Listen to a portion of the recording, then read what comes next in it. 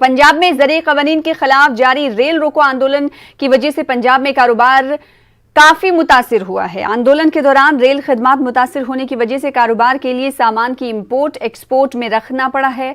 हालांकि कोरोना की वजह से काम पहले से ही मुतासिर था।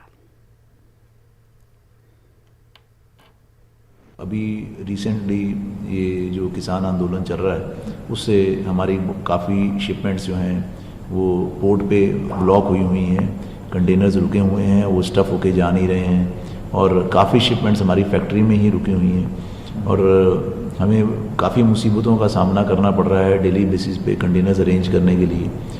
और मेरे को बड़ा दुख हो रहा है कि जो पंजाब सरकार है उसमें कोई इनिशिएटिव नहीं ले रही है। चाहे एग्रीकल्चर को वो सपोर्ट कर रही है बट पंजाब में और इंडस्ट्रीज़ भी तो चल रही हैं, वो जो बाकी इंडस्ट्री चल रही हैं उनको उनके बारे में भी सोचना चाहिए।